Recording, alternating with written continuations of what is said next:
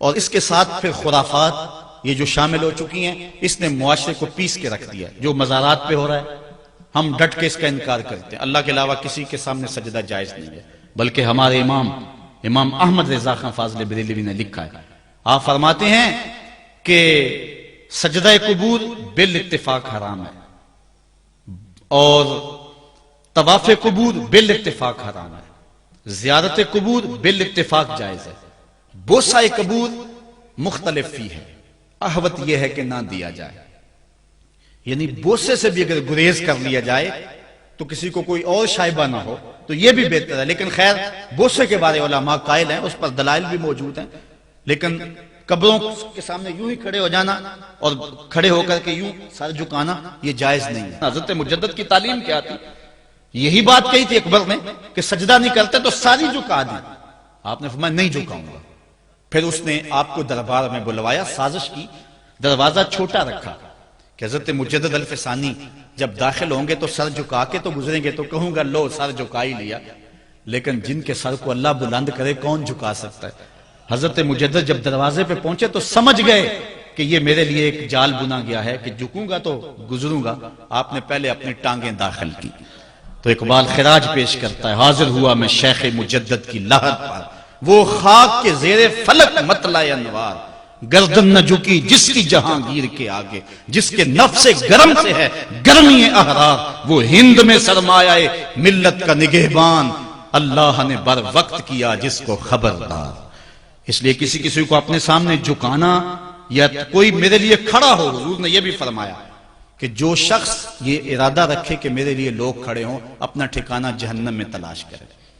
آج خود اگر کوئی کھڑا ہو جائے تو یہ اس کی مرضی، اور حضرت سعد آئے، حضور نے فرمایا قوموا الی سیدکم، یہ تمہارا سردار آیا، اس کا اٹھ کے استقبال کرو۔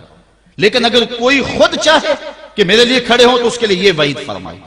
اس طرح اگر تمہارے کوئی ہاتھ چوم لیتا ہے لیکن ہاتھ چومنے کے بغیر یوں گردن جھکانا یہ درست نہیں ہے، لیکن ہاتھ چومنے کے لیے تو وہ صحابہ کے عمل سے ثابت ہے۔ لیکن اگر کوئی چاہے کہ میرے ہاتھ چومے جائیں اور اگر جو نہیں چومتا تو اس سے ناراض ہو جاتے ہیں۔ میں ایک دفعہ ایک صاحب کو ملنے گیا تو ہم ہر شخص کے ہاتھوں نہیں نہ چومتے، آخر جو ہے وہ کسی کے ہاتھ چومنے ہو تو پھر کچھ دیکھنا بھی تو ہوتا ہے، دل اسے دے دیں جو دل بر ہی نہ ہو، تو ہم تو کسی کے ہاتھ چومتے ہیں نا، ہم وہ ہاتھ چومتے ہیں، وہ پاؤں چومتے ہیں جو راہ حق کے مسافر ہوتے ہیں، ہم ان ہاتھوں کو بوسہ دیتے ہیں اور اگر ہماری آنکھوں کی پلکوں کے ساتھ لگ جائیں تو اعزاز سمجھتے ہیں۔ تو خیر میں نے مصافحہ کیا تو ناراض ہو گئے، انہوں نے پکڑ کے میرے ہاتھ چوم لیے، کہنے لگے لو کیا بگڑا ہے میرا؟ میں نے کہا کہ ٹھیک ہے تمہارا کچھ نہیں بگڑا لیکن میرا بھی کیا بگڑا اگر نہیں چومے تو یہ عجیب سی کہانی ہے، ناراض ہو جاتے ہیں۔ ایک بت خانے بنے ہوئے ہیں، لوگ آئے ہمیں خدا ملاؤ، تم نے اپنی پوجا شروع کروا دی۔ لوگ آئے کہ خدا کا نام جپا جائے اور تم صرف اپنی ہی خوشامد چاہتے ہو، ہر وقت تمہارا ہی ذکر ہو۔ میں کتنے آراس کو جانتا ہوں جہاں اللہ رسول کا ذکر نہیں ہوتا، پیر کا ہی ذکر ہوتا ہے، کرامتیں بیان ہوتی ہیں، اور پھر آج کل جھوٹی کرامتوں کا ایک کاروبار چلا ہوا ہے، عجیب رنگ ڈھنگ ہے، عجیب بات ہے، خوابیں گھڑی جا رہی ہیں، کرامتیں گھڑی جا رہی ہیں۔ میرے پاس بھی کئی لوگ آئے خوابیں لے کر، جی یہ ہم نے دیکھا ہے، میں نے کہا تم نے دیکھا ہوگا میں نے نہیں دیکھا ہے۔ لوگ بڑے مفاد پرست ہیں، بڑے بڑے رنگوں میں آتے ہیں۔ ایک بندہ میرے پاس ایک دفعہ آیا کہ جی میرے پاس 12 موئے مبارک ہے، میں 2 آپ کو دینا چاہتا ہوں۔ میں نے کہا تو لوٹ سیل لگائی ہوئی ہے، موئے مبارک کوئی تماشا ہے؟ جہاں سے مرضی کو بال اٹھا کے کہہ دیتا ہے یہ حضور کا موئے مبارک ہے، یہ کوئی تماشا ہے؟ اگر کوئی ہے اور کثرت سے دنیا پر موجود ہیں وہ تو برکت والی بات ہے، لیکن آج ہر لئی میں رازدار دین شدے والی بات ہے، اور ہر شخص جو مرضی دعویٰ۔ ایک بندے نے ایک دن مجھے رات کو فون کیا، جناب کہاں ہے؟ میں نے کہا گھر میں ہوں۔ کہنے ذرا باہر نکل کے دیکھو۔ میں نے کہا کیا ہے؟ کہا جی آسمان کی طرف دیکھو۔ میں نے کہا ہوا کیا ہے؟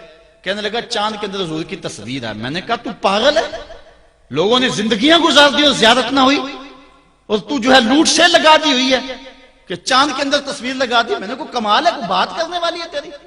ہمارے ہاں ذوف الاعتقادی اتنی پھیل گئی ہے کہ جو بات کرے لوگ پیچھے دوڑ پڑتے ہیں۔ کئی ایسے واقعات ہوئے ہیں، کوئی کہتا ہے میرے گھر میں حضور کے قدم لگے ہیں، کوئی کچھ بول رہا ہے، کوئی کچھ بول رہا ہے۔ یہ لوگ اللہ سے ڈرتے نہیں ہیں، خوف نہیں کرتے۔ جھوٹی خوابیں، جھوٹی کرامتیں اگر سچی ہیں تو میں ان کا انکار نہیں کرتا، لیکن اس وقت معاشرے کے اندر جو کچھ ہو رہا ہے میں اس کی نشاندہی کر رہا ہوں۔ اپنے بھی خفا مجھ سے ہیں، بیگانے بھی ناخوش، میں زہر حلال کو کبھی کہہ نہ سکا کند